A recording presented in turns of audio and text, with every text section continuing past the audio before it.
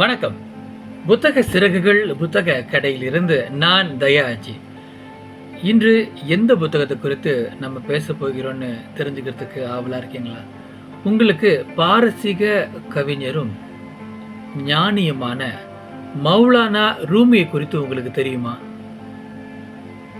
உங்களுக்கு ரூமியை குறித்து ஒரு அறிமுகம் இல்லாமல் இருந்தாலும் கூட இணையத்தில் ரூமியின் கவிதை வரிகளை நீங்கள் பார்க்காமல் இருந்திருக்க முடியாது.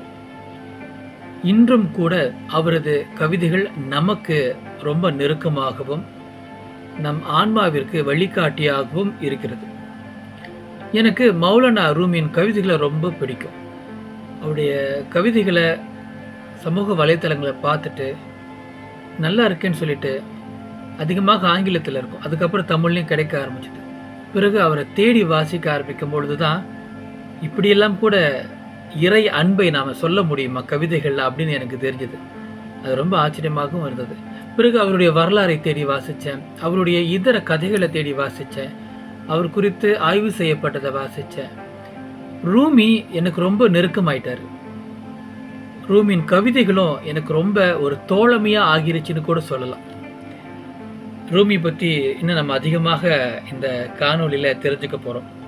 அதற்கு முன்பாக இன்று நாம் ரூமியின் கவிதைகள் குறித்து தெரிஞ்சுக்க போறோம். ரூமியின் வைரங்கள் எனும் இந்த புத்தகத்தில் இருந்து ரூமியின் கவிதைகளை நாம் பார்க்க போகின்றோம். இதற்கு சூஃபி கவிதைகள் அப்படின்னு வகைமையை கொடுத்திருக்காங்க. அந்த அடிப்படையில் தான் இந்த கவிதையை இவங்க வகைப்படுத்தியிருக்காங்க.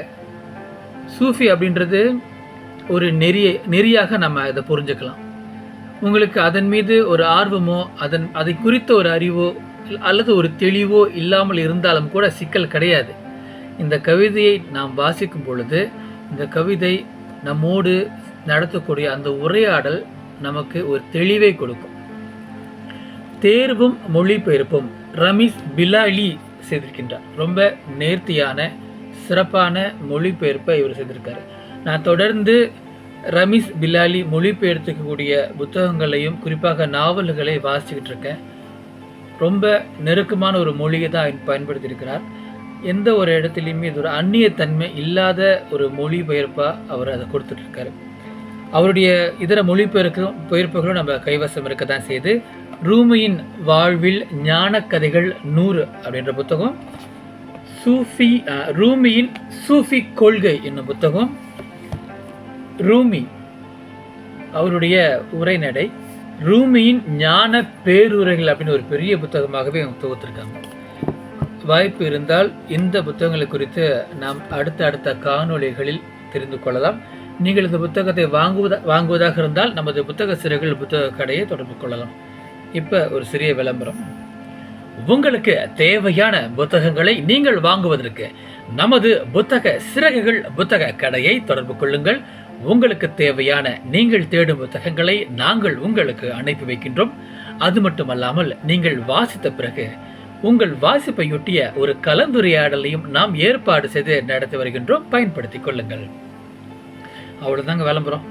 இப்ப இன்றைய காணொளிக்கு போகலாம். ரூமியின் வைரங்கள் அப்படின்னு இந்த ரூமியின் மொழிபெயர்ப்பு கவிதைகளுக்கு பேர் கொடுத்திருக்காங்க. சூஃபிக் கவிதைகள்னு வகைமைப்படுத்தியிருக்காங்க. இதுல மொத்தம் 175 கவிதைகள் இருக்கு. எல்லா கவிதைகளையுமே ஒரு முறை மட்டுமல்ல, திரும்ப நம்ம வாசிக்க வேண்டிய கவிதைகளாகவே இது இருக்கு. வழக்கமாக காதல் கவிதைகள், தத்துவார்த்த கவிதைகள், நகைச்சுவை கவிதைகள் அப்படின்னு கவிதைகளில் பல பேர் பல விளையாட்டுகள் சேர்த்துட்டு இருக்கும் பொழுது இந்த பாரசீக கவிஞர் ஞானி மகாகவின்னு கூப்பிடுறாங்க இவங்களை. அந்த மகாகவியின் இந்த எழுத்துகள் நமக்கு என்னவாக அமையுதுன்னு நம்ம வாசிக்க தெரிஞ்சுக்க போறோம்.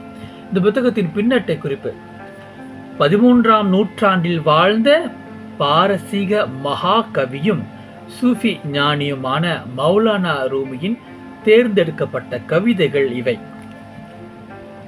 ரூமியின் கவிதைகளில் அன்பில் அனைத்து பரிணாமங்களும் வெளிப்படுகின்றன. எனவே சில நேரங்களில் அவை மிகவும் எளிமையானதாக தோன்றலாம்.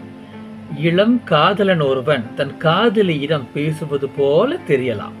ஆனால் மனித காதலுமே கூட இறைக்காதலின் பிரதிபலிப்புதான் என்பதை ரூமி நமக்கு மீண்டும் மீண்டும் தனது காவியத்தின் வழி, எழுத்தின் வழி, கவிதையின் வழி, உரையின் வழி உணர்த்தி கொண்டே இருக்கின்றார். அன்பின் மூல முகவரி இறைவன்தான் என்பதால் ஒவ்வொரு அன்பும் இறைவனிடமே இட்டுச் சென்றாகத்தானே வேண்டும். அதற்கான வழியை ரூமியின் கவிதைகள் நமக்கு தொடர்ந்து காட்டிக்கொண்டே இருக்கின்றன. இதுதான் இந்த புத்தகத்தின் பின்னட்டை குறிப்பு. 13ஆம் நூற்றாண்டில் வாழ்ந்த ஒரு மகா கவிஞனின் கவிதைகள் இவை. சிறப்பான தமிழாக்கத்திற்கு ரமீஸ் பிலாலிக்கு இந்த வேலையை நன்றி. அது மட்டுமல்ல, சிறப்பான முறையில் இந்த புத்தகத்தை பதிப்பித்து வெளியீடு செய்திருக்கும் சீருமை பதிப்பகத்திற்கும் நாம் நமது நன்றியை தெரிவித்துக் கொள்ளலாம். இந்த புத்தகத்தில் 2 முன்னுரைகள் இருக்கின்றன. அதோடு சுடர்கள் வைரங்கள் அப்படின்ற 2 தலைப்புகளில் இவங்க கவிதைகளை உள்ளுக்கு வகைப்படுத்தியிருக்காங்க. இப்போ நாம சுடர்கள் என்ற தலைப்பில் இருக்கக்கூடிய கவிதைகளை குறித்து ஒரு பார்வையை பார்க்க போறோம். நான் உனது, என்னையே என்னிடம் திருப்பி தராதே என்பது ஒரு கவிதை. நான் உனது, என்னையே என்னிடம் திருப்பி தராதே அப்படின்னு சொல்றாங்க. இது காதலர்களுக்கு ஏற்ற ஒரு காதல் கவிதையாகத்தான் இருக்கு. அப்படியும் இதை பார்க்கலாம். அல்லது இது சூஃபி கொள்கையின்படி எல்லாம் வல்ல இறைவனை நோக்கி சொல்வதாக கூட நம்ம எடுத்துக்கலாம். அதாவது, நான் உனது, என்னையே என்னிடம் திருப்பி தராதே. நான் என்னை உனக்காக அர்ப்பணித்து விட்டேன் என் இறைவனே, அல்லது என் காதலே, திரும்ப நீ என்னை எனக்கு தராத. என்னை எடுத்து எங்காவது போ, என்னை எடுத்து எனக்கான ஒரு வழியை காட்டு, எனக்கான ஒரு மோட்சத்தை காட்டு, அப்படி கூட நம்ம சொல்லலாமோ என்னமோ. நான் எனது, என்னையே என்னிடம் திருப்பி தராது. இது காதலர்கள் பயன்படுத்தலாம். காதலிக்கும் பொழுது, என்னையே நான் உனக்கு கொடுத்துட்டேன், நீ தான் நானா இருக்க, என்னை எனக்கு திருப்பி தராத. காலம் பூரா இந்த காதலோட நம்ம வாழ்ந்துட்டு போகலான்னு சொல்றதுக்கும் வாய்ப்புள்ள ஒரு கவிதையாக தான் இதை நான் பார்க்குறேன்.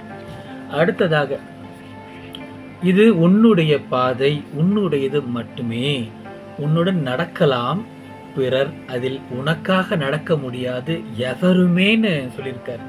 இந்த கவிதை ஒரு தத்துவார்த்த பார்வை நமக்கு கொடுக்குது. தொடக்கத்தில் ஒரு சாதாரண ஒரு கவிதையாக இது தொடங்கினாலும் கூட, இது உன்னுடைய பாதை, உன்னுடையது மட்டுமே, உன்னுடன் நடக்கலாம் பிறர், அதில் உனக்காக நடக்க முடியாது எவருமே. நாம் ஒரு விடயத்தை நம்புகிறோம், ஒரு கொள்கையை பின்பற்றி நடக்கிறோம். நம்மோடு நம்ம கையில் எடுத்திருக்கிற இந்த பாதையோடு பலரும் வரலாம், நம்ம கூட வரலாம், நட்பாக வரலாம், உறவுகளாக வரலாம், ஏன் எதிரியாக கூட வரலாம். ஆனால் உனக்காக நடக்க முடியாது. நாம் நம்புகிற கொள்கைப்படி நாம தான் நடக்கணுமே தவிர, எல்லோரையும் அழைச்சிட்டு கொண்டு போகலாம், நாம் நடக்கலாமே தவிர நமக்காக நடக்க மாட்டாங்க யாருமே. இதை இன்றும் கூட தன்முனைப்பு பேச்சில் ஏதாவது ஒரு கதையின் மூலமாக இதை சொல்கிறாங்க. உனக்காக நீ தான் நடக்கணும், உன் கூட எத்தனை பேர் வேண்டுமானாலும் வரலாம், யார் வேண்டுமானாலும் உன் கூட நடக்கலாம், உன்னோடு பயணிக்கலாம். ஆனால் அது உன்னுடைய நடை அல்ல, அது உன்னுடைய பயணம் அல்ல, அது உன்னுடைய பாதை அல்ல. நண்பர்களே, நாம் நம்முடைய லட்சியத்தை நோக்கி அடையும் பொழுது, லட்சியத்தை நோக்கி பயணம் போகும் பொழுது பலர் நம்ம கூட இருக்கலாம். அவங்க தானே வராங்க, அதனால் நம்ம ஓய்வு எடுத்துக்குவோம், அவங்க பார்த்துக்குவாங்க, நம்ம சும்மா இருக்கலான்னு இருந்தோம்னா நம்ம பாதை அதோடு நின்று போயிடும் இல்லையா? அதனால தான் இப்படியான ஒரு கவிதை அவர் சொல்லியிருக்காரு. இது உன்னுடைய பாதை, உன்னுடையது மட்டுமே, உன்னுடன் நடக்கலாம் பிறர், அதில் உனக்காக நடக்க முடியாது எவரும்னு சொல்லியிருக்காரு. பாருங்க, ரூமியோட 2 கவிதைகள் குறித்து தான் இன்னைக்கு நம்ம ரொம்ப சுருக்கமாக பார்த்துருக்கோம். நம்முடைய அடுத்த தொடர் காணொளிகளில் ரூமியின் இந்த வைரங்கள் தொகுப்பில் இருக்கக்கூடிய கவிதைகள் குறித்து நம்ம பார்க்கலாம். இந்த புத்தகத்தை நீங்கள் வாங்குவதற்கு நமது புத்தக சிறகுகள் புத்தக கடையை தொடர்பு கொள்ளுங்கள். நாளை ரூமியின் மற்ற அற்புதமான கவிதைகளோடு உங்களை சந்திக்கின்றேன். வணக்கம் கூறி விடைபெறுகின்றேன். புத்தக சிறகுகள் புத்தக கடையிலிருந்து நான் தயாஜி. நன்றி, வணக்கம்.